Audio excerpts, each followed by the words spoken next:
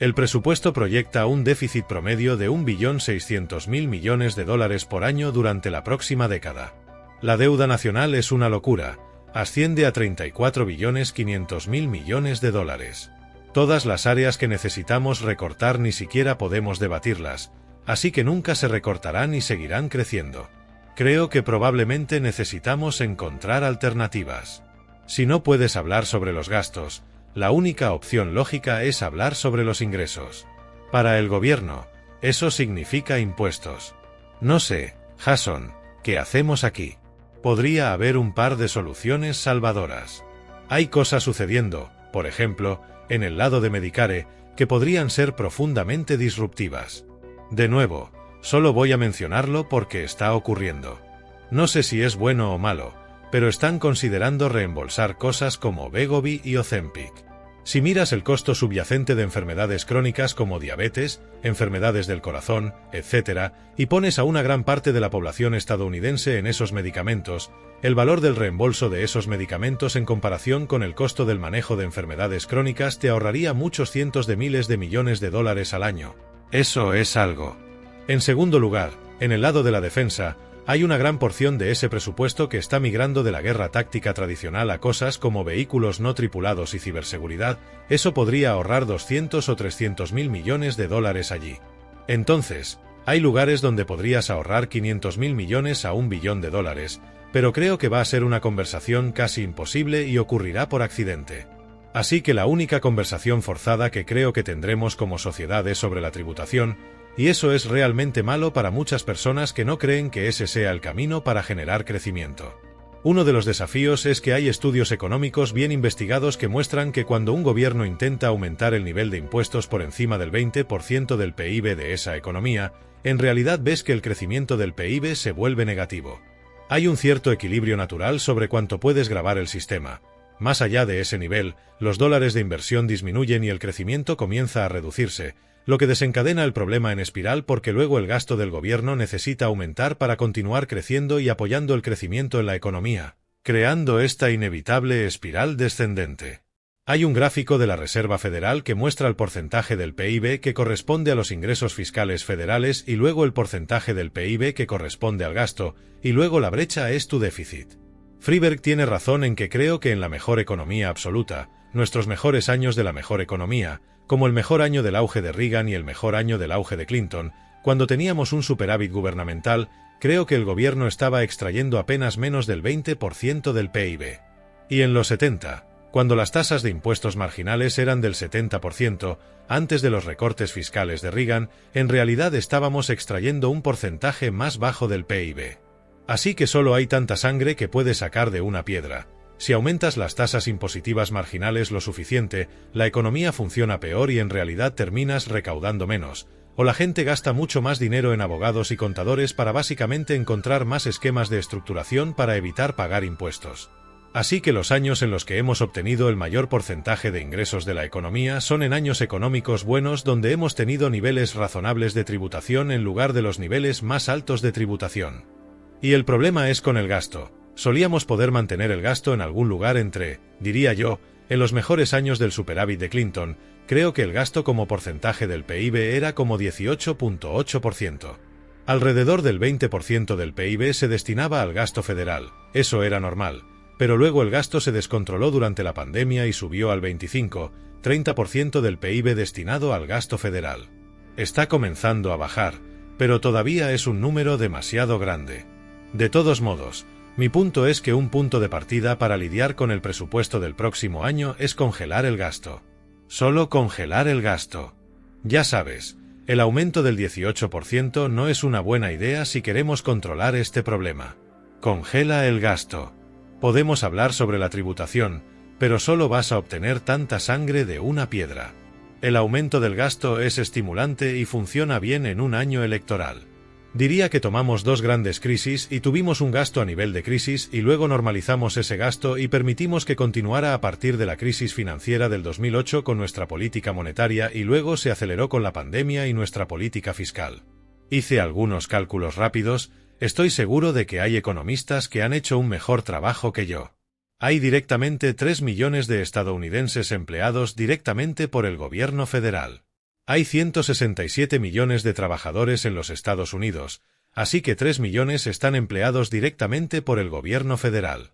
Si tomas el resto del gasto federal que fluye hacia la economía, es alrededor de 3,5 billones al año, y asumes que el 30% de ese capital va a los accionistas y negocios que se benefician de ese gasto y el resto fluye hacia el trabajo. Eso es aproximadamente el 13% del PIB que fluye hacia el trabajo y asumiendo un ingreso anual promedio, eso es aproximadamente otros 45 o 50 millones de personas que se benefician directamente, que están ganando ingresos directamente debido al gasto federal. Hay otros 50 millones de personas en los Estados Unidos que dependen del seguro social. Y aquí hay otra estadística importante. Hay entre 12 y 20 millones de personas en los Estados Unidos que pagan más del 50% de impuestos hoy en día. Así que esas personas están efectivamente trabajando para el gobierno federal porque la mitad de sus ingresos vuelve al gobierno. Así que cuando sumas todo esto, hay más de 100 a 120 millones de personas en los Estados Unidos que están trabajando directamente para o recibiendo pagos del gobierno federal. Eso es un porcentaje tan significativo de nuestra economía, eso es una dependencia tan significativa del ingreso individual en el gobierno federal.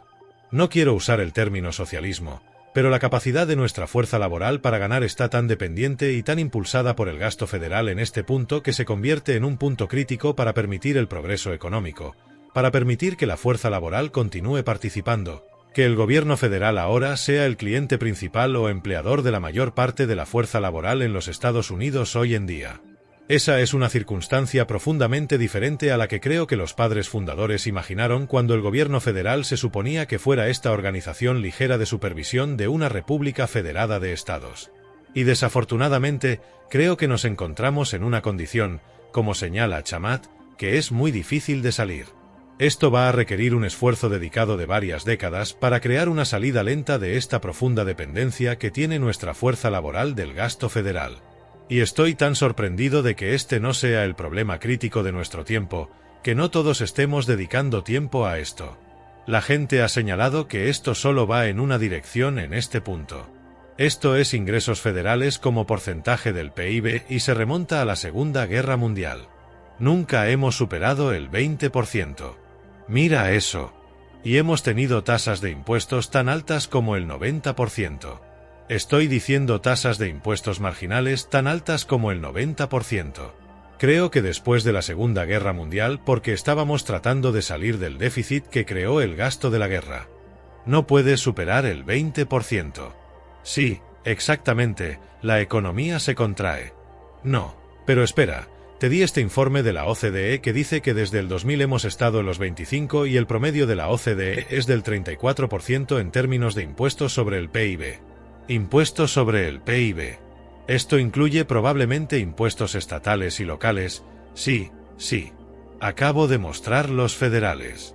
Creo que esto probablemente incluye impuestos estatales y locales, lo cual, por cierto, es otro problema porque no incluí esos números en mis estadísticas de empleo. La Oficina de Estadísticas Laborales de los Estados Unidos estima que alrededor de 20.200.000 estadounidenses están empleados por gobiernos locales y estatales, empleados directamente por gobiernos locales y estatales. Así que de nuevo, cuando sumas todo esto, la mayoría de la fuerza laboral de los Estados Unidos está empleada por el gobierno o es beneficiaria del gobierno como cliente principal o es apoyada por programas de beneficios gubernamentales. Si vuelves a ese gráfico de la Reserva Federal por un segundo, si básicamente reconoces el punto de que el 20% es el techo de cuánto podemos extraer de una economía basándonos en 80 años de datos, con todo tipo de esquemas fiscales diferentes, entonces creo que deberíamos decir que el gasto federal se limitará al 20% del PIB. ¿Ves lo que estoy diciendo? Si no podemos superar el 20% de ingresos, limitemos el gasto federal con una enmienda constitucional. Y luego, en el lado de los ingresos, deberíamos decir cuál es el mejor código fiscal para lograr ese 18, 19, 20% porque lo que hacemos ahora es simplemente decir que vamos a gravar a los ricos. Pero lo que hemos visto es que hemos estado grabando a los ricos hasta el 90% en el pasado y no obtuviste más ingresos. Así que deberíamos ser mucho más científicos al decir, bueno, dado que nuestro objetivo es, digamos, el 20%, ¿cuál es la mejor manera de hacerlo? Y nadie realmente tiene esa conversación. Ninguna de las conversaciones tiene que ver con datos o con construir un sistema a prueba de balas. Lo mismo podríamos decir sobre la inmigración, donde tratamos de hablar sobre los números aquí de cuál es un número razonable de personas y vincularlo a un número real, y es bastante obvio que deberíamos tener una política de inmigración cuando tenemos un 5% de desempleo y una diferente si, Dios no lo quiera, tuviéramos un 15 o 20% de desempleo. Podría estar vinculada a la tasa de desempleo. El problema estructural fundamental que estoy destacando es que hemos creado una economía que depende tan profundamente del gasto federal que los niveles de gasto federal son los que apoyan a tantos empleados y a tantas empresas en los Estados Unidos. Estás respondiendo a tu propia pregunta, por eso no podemos detenernos, ¿verdad? No creo que la economía real que crea toda la innovación y todo el valor y todos los trabajos bien remunerados, creo que eso es separado de lo que es la economía deflacionaria basada en el mercado real. El problema es que una vez que hemos añadido todas estas capas de dependencia de los dólares federales que fluyen hacia las empresas o hacia los bolsillos de las personas, es muy difícil salir de eso. No llamo a eso dependencia, lo llamo intereses especiales.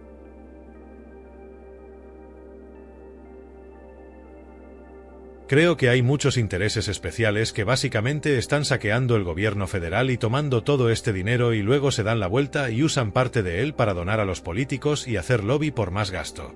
Así que lo que llamas dependencia es realmente más intereses especiales, lo que significa que no creo que necesitemos tener este nivel de gasto para tener una economía exitosa. Creo que hace que nuestra economía sea menos exitosa. Sigue siendo estimulante porque, Sachs, recuerda a Mitch McConnell cuando estaban hablando de apoyar a Ucrania. Su argumento principal, como recordarás, era que todos estos dólares iban a los bolsillos de los contratistas de defensa, lo que iba a los bolsillos de los empleados, lo que iba a estimular nuestra economía. Ese es el pensamiento fundamental. Gran valor. No, pero ese es el pensamiento detrás de ello, ¿verdad? Quiero decir, ese es el sistema político que... Bien, déjame repasar esto rápidamente. Si el gobierno imprime un montón de dinero y se lo entrega a la gente en cheques de estímulo, todos entendemos que eso no crea ningún valor económico, solo crea inflación. Ahora, si el gobierno hace lo mismo pero en lugar de un cheque de estímulo paga a la gente para cavar agujeros y llenarlos de nuevo, es exactamente lo mismo, no hay valor económico, solo inflación. Ahora, digamos que el gobierno paga a la gente para crear bombas que crean agujeros en otros países, exactamente lo mismo, no hay valor económico para el país, solo crea inflación aquí. ¿Por qué es eso? Porque lo único que crea valor económico en los Estados Unidos es la producción de bienes y servicios que la gente realmente puede consumir y usar y que quieren. Así que el gasto federal en proyectos de trabajo básicamente o cosas que la gente realmente no quiere o no usa, o peor aún, bombas que se lanzan sobre personas pobres en otros países, nada de eso crea ningún valor. Pero no creo que sea una dependencia económica real, creo que es solo un interés especial que sigue haciendo lobby por todo esto. ¿Qué hay de la vivienda, la salud y la educación? Porque esos son los tres mayores rubros y ha sido inflacionario en los tres rubros de la economía estadounidense. El gobierno federal ha intervenido para proporcionar un acceso más amplio a la vivienda, un acceso más amplio a la atención médica y un acceso más amplio a la educación. Por eso el precio sube. Ya sabes, hay ese famoso gráfico que muestra la inflación por categoría y todas las categorías donde el gobierno federal proporciona subsidios, los precios han subido y todas las categorías de atención médica y vivienda. Cuanto más el gobierno trata de subsidiar, más los proveedores se dan cuenta de que pueden cobrar lo que quieran porque el gobierno es su único cliente y siempre pagará. Eso debe ser completamente reformado. Aquí hay un gráfico de todos los empleados en el gobierno y creo que este gráfico de la Reserva Federal incluye a todos los empleados del gobierno, lo que incluiría a los empleados estatales y locales, y como puedes ver, sí, eso es correcto, son 20 millones a nivel local y estatal, 3 millones a nivel federal. Y luego las matemáticas que estaba destacando eran solo mis cálculos rápidos, donde hay 50 millones de personas que están en el seguro social en los Estados Unidos. Además, si haces los cálculos sobre cómo el gasto del gobierno fluye hacia los bolsillos de los empleados, son otros 50 millones de personas que se benefician del gasto federal en los Estados Unidos. Ya estamos en un punto de dependencia máxima, si se quiere. Sí, quiero decir, si miras este gráfico, hemos tenido 20.000 personas trabajando en el gobierno desde 20 millones desde finales de los 90. Ahora está alcanzando un pico, y la pregunta es, ¿qué tan alto sube desde aquí? Son 23. Obviamente, El país también está creciendo cada año, por lo que como porcentaje de estadounidenses no ha crecido tan dramáticamente, pero ciertamente parece que esto podría seguir yendo en la dirección equivocada. Lo único a tener en cuenta de todo el pesimismo, te ofrecería 2 puntos de datos. El primero es que nuestra deuda en relación con el PIB, históricamente pero también en relación con otros países, sigue siendo relativamente baja, y eso básicamente muestra que tenemos mucha más deuda que podemos emitir, lo que significa que hay muchos más déficits que podemos generar. No digo que sea correcto. Sí, antes de la gran crisis financiera, estaba en un 50-60% nuestra deuda como porcentaje del PIB, y a tu punto, Chamath, ahora está en un 120%. Otros países tienen mucho más, así que tenemos mucho más margen. Entonces, significa que los países a la derecha no han fracasado, no necesariamente han hecho lo mejor, pero no han fracasado de la manera en que definiríamos el fracaso. Y no es como si los países a la izquierda estuvieran aplastándola de la manera en que definiríamos aplastarla. Así que no está claro que haya una correlación real entre la deuda en relación con el PIB y el desempeño durante largos periodos de tiempo como país. Eso es lo primero que diré. Lo segundo es que si realmente miras a todos estos países, lo que hay que tener en cuenta es dónde están creciendo y disminuyendo las poblaciones. Porque a un nivel muy básico, mencionaste esto antes, pero cuando los países están disminuyendo, no hay una capacidad fundamental para crecer el PIB y solo estás debatiendo cuánto disminuye. Y lo interesante sobre los Estados Unidos es que somos el único país occidental que se prevé que crecerá a tasas razonables por encima de nuestra población de reemplazo. Así que, ya sabes, para el final del siglo estaremos alrededor de 400 y tantos millones de individuos, y otros países se habrán reducido a la mitad. Así que hay algunas noticias positivas también. Ahora, a tu punto anterior, el problema es que los políticos usarán esto como una razón para seguir gastando porque no se verán obligados a hacerlo. Eso no es algo bueno, pero probablemente esta es la razón por la cual el status quo continuará durante mucho tiempo. Así que toma tu bolsa, consigue tu bolsa, descubre cuál es tu cosa. No sé, hombre, solo quiero que la gente vote, no van a conseguir tu bolsa como todos los demás.